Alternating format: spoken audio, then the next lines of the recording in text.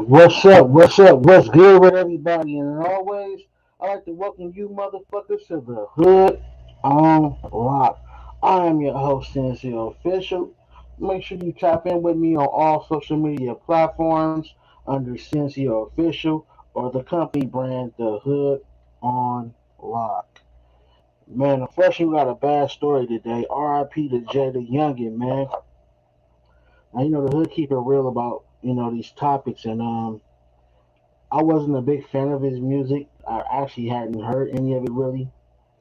And so I took some time out to not only listen to some of his music, but I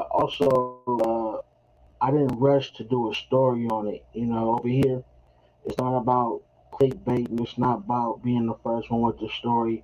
It's about providing the facts, the truth, and whatever's available um, when it comes to these type of subjects. So that's why I didn't jump on it so fast. Because in the beginning, he was just shot.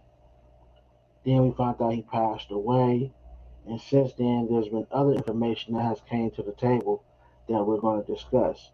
But as always, y'all go ahead and press that like button for me one time. Press that share button. Yes, the share button is really as important as the like button for me, y'all.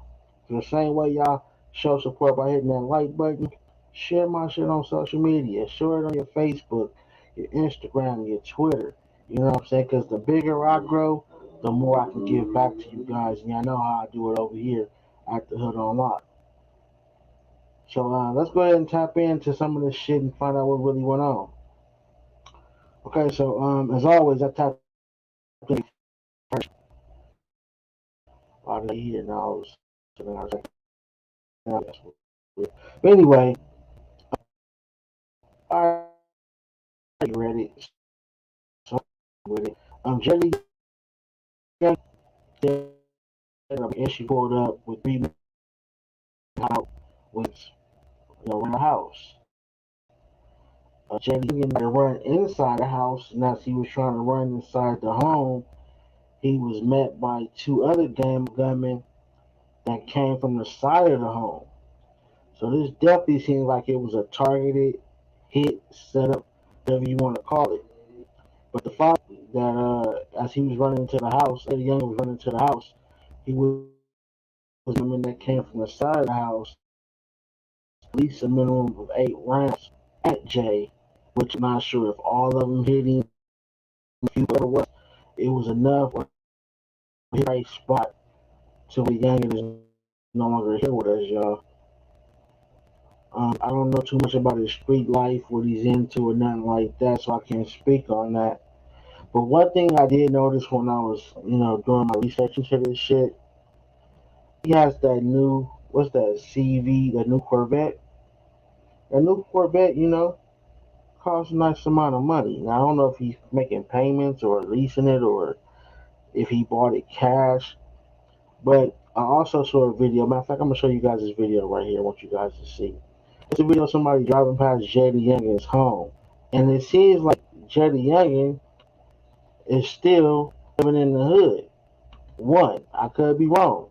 If I'm wrong, somebody please let me know where this location is. I'm not familiar with it. In fact, the Jaydayoungan, and I mean, you should be able to live wherever you want. But I'm just saying though, if you know what I'm saying, are still living in the hood or not in a secure location, again, none of this will prevent anything. I'm just saying as an example. If you're if you got a certain amount of money to where you can afford certain valuable cars, it's probably best to move into a better neighborhood or a better hood, period, and then come back and get the nice flashy car. You feel me? I understand how the rap game go, but it seems like the longer you stick around the hood, the more likely you get taken out. You know what I'm saying? Again, RIP to Jaydayoungan, man. If you hit that like button, if you're new, hit that subscribe button. As always, welcome to the hood. Now, I'm just looking at this verbatim, right? Now, again, I could be wrong. I don't know nothing about this. This is like the hood. This is like a regular, degular neighborhood, if not a bad neighborhood. Again, I'm just judging strictly by the pictures and the way the house looked. And as you drive by, you can't help but notice this expensive ass Corvette that damn near matches the house, right? So if you see him take pictures with this car, if you notice this is his car, and you drive past the house, you see, hey, it's there, he's there. Another thing I notice is his property doesn't seem to have a wall or a gate. Again, I hate to keep bringing up the fact that he has this expensive ass car, but this is what I'm trying to tell my young niggas. Like, you gotta move safe, especially if you're a street nigga. So we have no gate, no concrete wall, and even though his father was strapped and bust back to try to save him and his son, it wasn't enough. So you can see that even though you may have heat on you or somebody has a gun around you, it's still not a guarantee you're gonna survive. It's still not a guarantee that you're not gonna get hit. So it's not always about having a gun on you, because in this scenario, Pops said he had it strapped and he would turn fire. That's probably how the father was able to save his life, because he was busting back. Nobody knew that it was two other gunmen coming from the side of the house, which met Jay trying to run back inside and took his life. So let's continue to get this video though.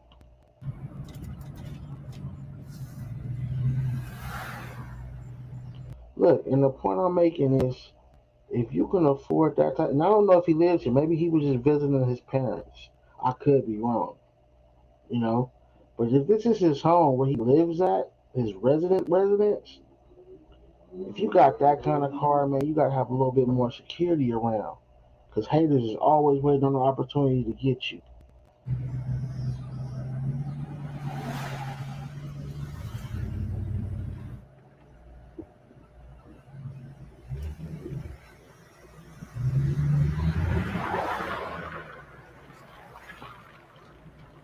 Now, looking at the property, I see there's like maybe two doors in the front. So I'm wondering if it was the main front door further to the left of the property where the two gunmen met him at as he was trying to get inside by the stairs, or was it the one towards the front door towards where his car was at and trying to get in the house that way and the gunman met him there? You know what I'm saying? It's a lot of unknown factors that we don't know about.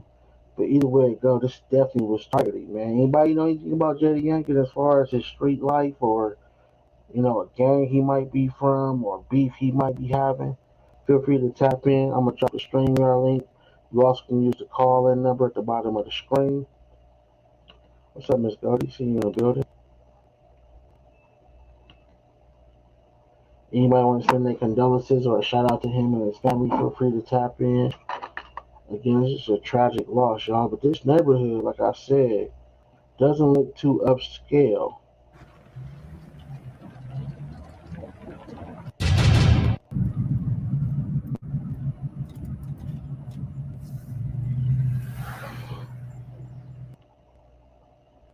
See, look, there's a door here, it looks like, and there's a door over here.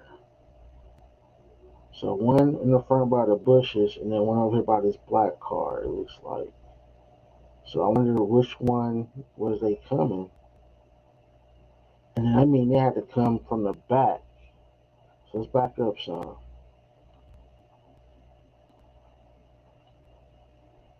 Because there's no gate, it doesn't seem. Oh no. So because there's no gate, it looked like they came from the garage side, back here somewhere. Man, it's just too much open yard, open property, y'all. It's just too much, man. I'm gonna light my blunt.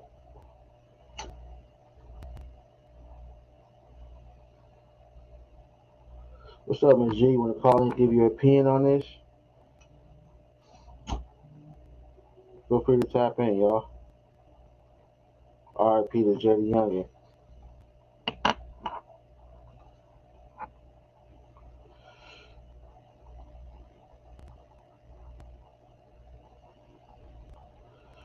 Let me go ahead and read you guys the official report.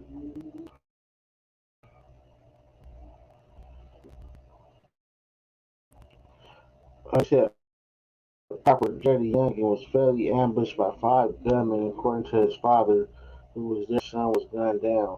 The slain rapper dad, Kenyatta Scott, tells TMZ he and Jaydayoungan were sitting in the front yard of their Louisiana home Wednesday evening when a black truck pulled up and three people hopped out with guns.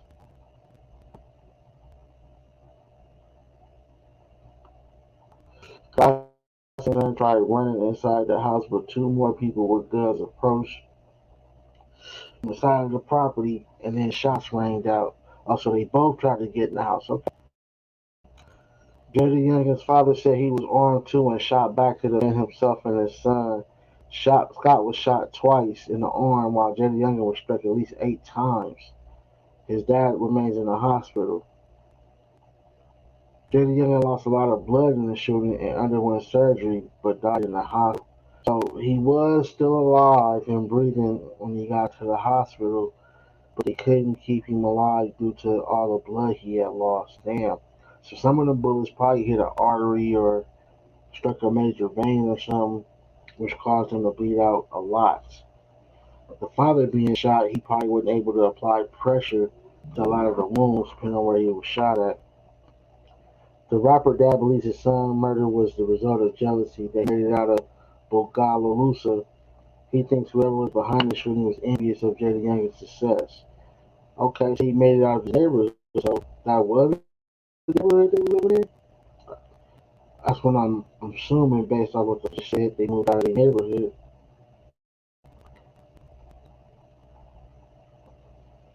Scott says his son didn't have beef with anyone, and he doesn't think it was gang related.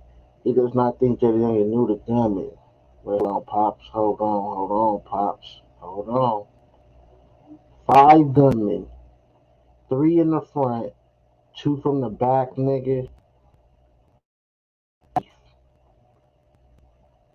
We not gonna jump on it and say gang related because we don't know and we don't assume shit or make up shit. But this was definitely some beef. This was not five niggas hopping out with the car in the front and running up. No, this was three in the front, two from the back. They wanted to make sure they got Jaydayoungan, my nigga. Let's continue. Bogosa Police Chief Kendall Bolin tells TMZ cops are looking at all possibilities for a motive, including gang and or retaliation. That's what I'm saying. That's what it's running like, to be honest with you. For some reason, cops think there was only one shooter. Police have not ID'd the suspect or made any arrests. Father one shot remember the rapper as good, humble, and a respectful kid.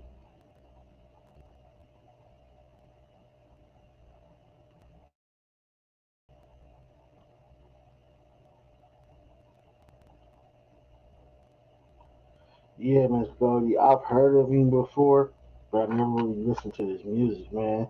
But it's just sad to hear someone who was on the verge of success or was successful, to have his life taken due for any reason. That shit is just crazy.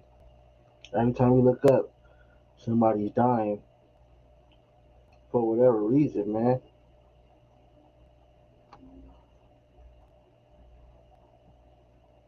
Once you start getting success, you gotta have some type of security around you.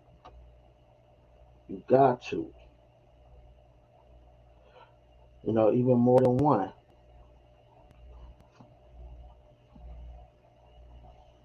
This shit's just sad, man. It's really fucking sad.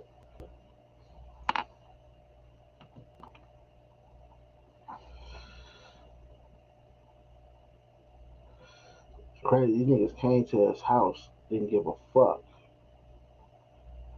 Like I said, Pops, you need to really think about it, man. Three in the front, two from the back or the side, nigga. Nigga, that's beef.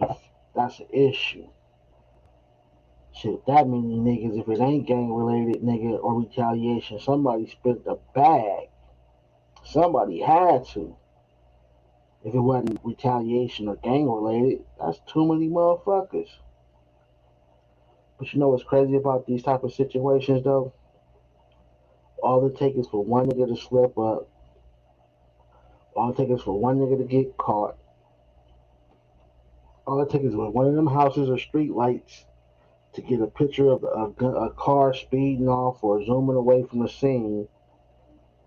And once they catch the driver, owner of the vehicle, or anyone, even if they pillow talking and get exposed, that nigga gonna crack and the rest of them gonna get told on too. We live in a generation where when you hear people say, I do my dirt by my lonesome, you better live by that. We have seen homies tell on each other, niggas from the same gang tell on each other, niggas from the same family tell on each other, business, co-workers, baby mamas, wives. Nigga, everybody is telling to get out of situations. So for niggas to still be riding around thinking that five niggas is solid, shit, okay. Watch when that one nigga get caught. I'm sure police they got every doorbell camera and every street light camera in that neighborhood. And I'm pretty sure Jaydayoungan probably got some kind of cameras on his shit too. If not, I don't know what the fuck they doing over there. But yeah, for what we know, he could have had cameras on his home. A lot of these motherfuckers be doing dirt in, if not their own car, they be doing dirt in rentals in their name or they homie or boss's name.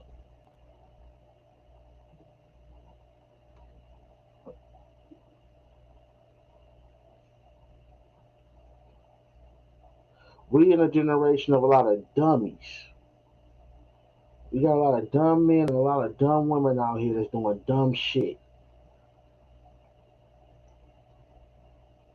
You know what, man? I was glad I was able to wake up real early. All it took for me to go to prison one time to realize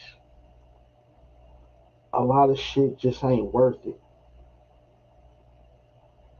You know, at one point in my life, I was the type of nigga I would snap on you just off you saying shit. And don't get it fucked up. That's very fucking possible, right? Still to this day. But I'm in a space in my life where I'm not gonna risk my freedom or jeopardize what I got going off of shit that we all know is petty. You try to touch me, you try to touch my family, there's no limit to what I would do to fucking take your life and hurt you the same, if not worse.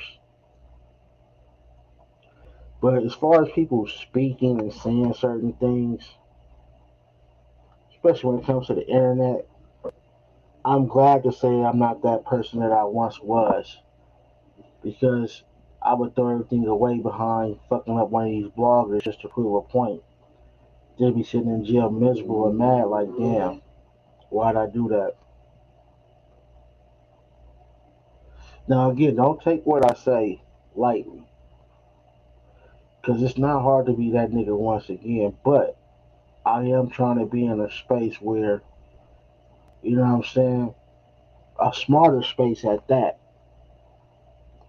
Cause nigga, these hoe ass niggas on YouTube would make you want to throw it all away just to catch one of these niggas. But back on topic though, y'all, you gotta stay dangerous out here, man. That's just not a phrase. As we see these young rappers or rappers in general, and just people in general, is losing their life still in the streets. And to all you murderers, all you killers out there, you niggas that's with the shit. I understand your motto, I understand how you feel, I understand where you come from. Nigga, I was once that too. But let me tell you something. If you believe in heaven and hell, you believe in God and the devil, there's no way you honestly could think for a set, for a color, or even for words, you could take someone's life and you gonna make it into them gates. That's for the ones that's out here killing niggas that believe in God, right? Now, for the ones that don't believe in God or don't care, that's out here killing. Say something to you niggas real quick. I hope you niggas listen to this shit. Take this shit in. To the ones that don't believe in heaven and hell or care about God in heaven,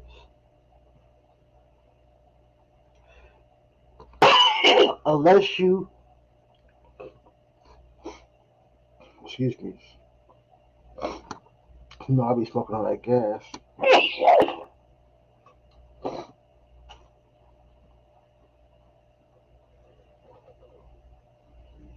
Oh, that was that gas right there. Excuse me. Back to topic though. To you killers out there that don't believe in heaven and hell, God there, you just don't give a fuck, right? Think about this. If you get caught, convicted, sentenced to life in prison, I don't care if it's just 40 or 50 years, right? Do you really want to live the rest of your life around a bunch of dudes, gay and straight? You gotta watch your ass at all times. Gotta watch your back at all times. Can't eat what you want, can't go what you want, and pretty much it's a 99.9% chance you won't be able to touch a woman this whole ride.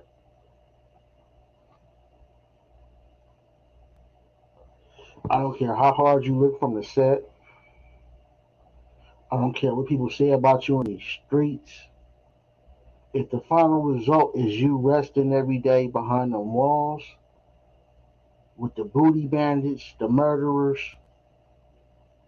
being restricted to the enjoyments in life, if that don't stop you, bro, I don't know what will. Maybe you just a demon. And I mean like a real demon. I'm talking spiritual demons. Because I'm gonna tell you something. When I got locked up, right, I knew off top I was gonna accept my responsibility for what I did. So I didn't pout. I wasn't sad. I was just disappointed. I said, I'm just gonna go ahead and just accept that I'm in this motherfucker and ride it out. And with limited things to do behind the walls, you have a whole lot of time to think. And when I was behind the walls, I was like, damn, 2 fucking years. Two. And believe me, that's considered short time to most niggas. 2 years, they'll tell you that's probably ain't shit. But I'm sorry. I love women. I love freedom. I love being able to do what I want, eat what I want. I love money. So, nigga, 2 years was a long fucking time. I don't give a fuck what nobody say. But believe me, it's niggas in there with a lot more than that.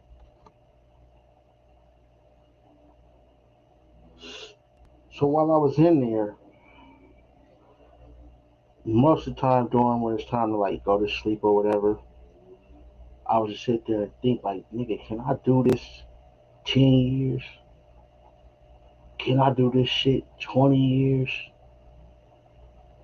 Could I do this shit life?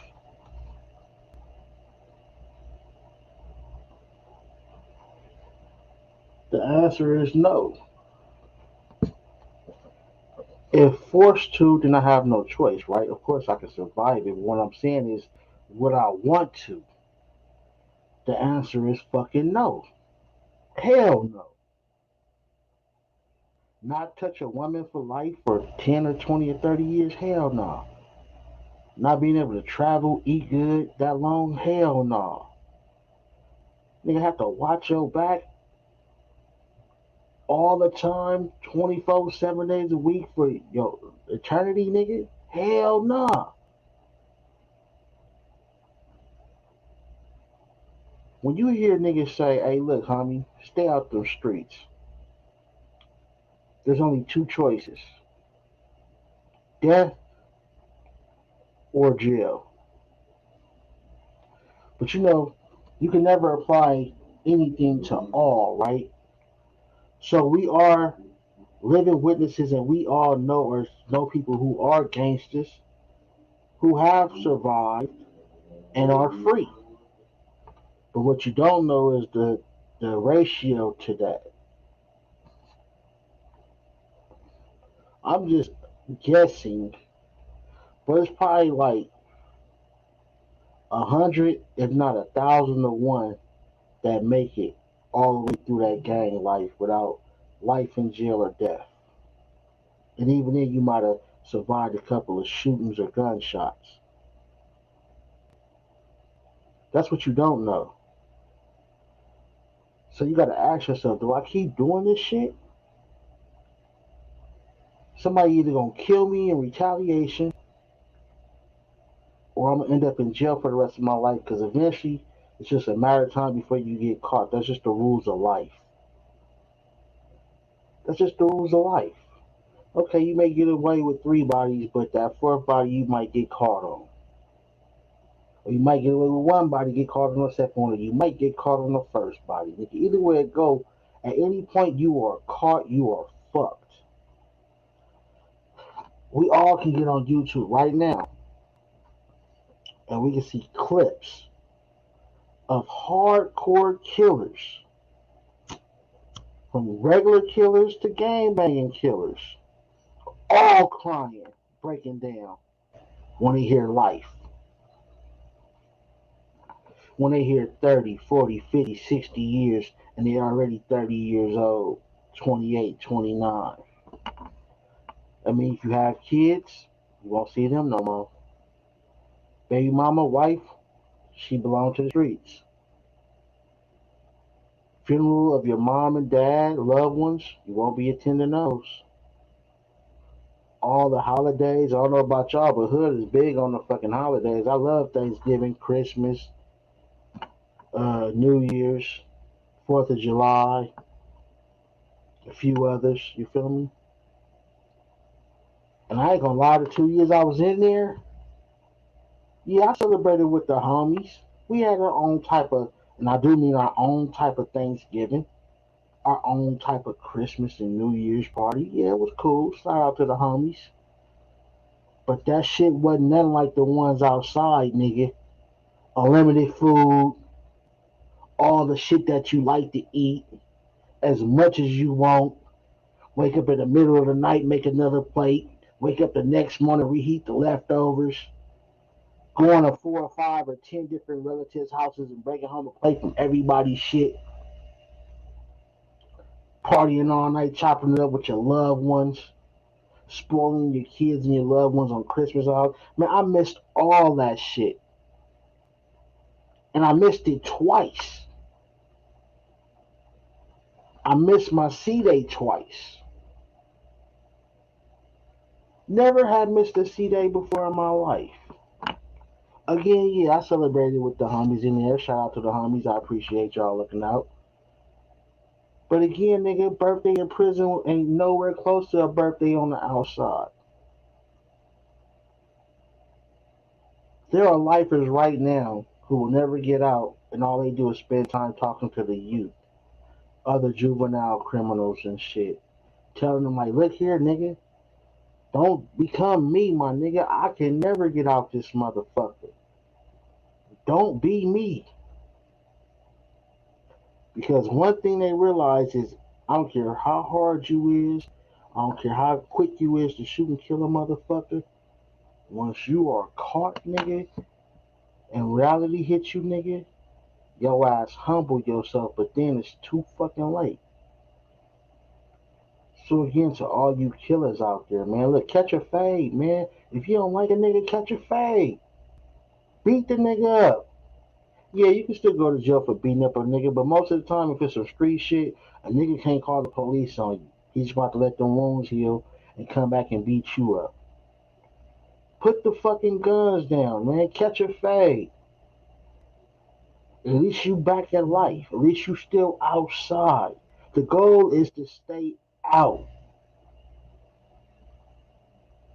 You go from making 2, 3 thousand a month, doing whatever it is you do, to making 10 cents an hour in prison. That's not what you want, my nigga. Believe me, that's not what you want. Just so you can have a name in these streets,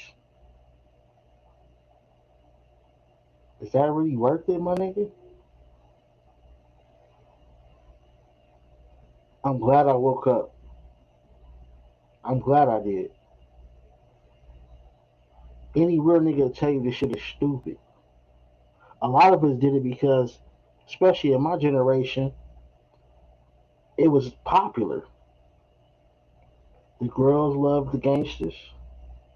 Your uncles and cousins was gangsters, G's. When you from certain neighborhoods and certain cities, that's just all you know. Just like the Taliban people that be blowing up themselves in the name of Allah. A lot of y'all don't know, them kids was raised at birth to believe that one day they would die behind their belief or behind their God. So when they kill themselves, that shit was an honor to them. They don't know what a regular life was because as kids, you could be programmed to believe anything.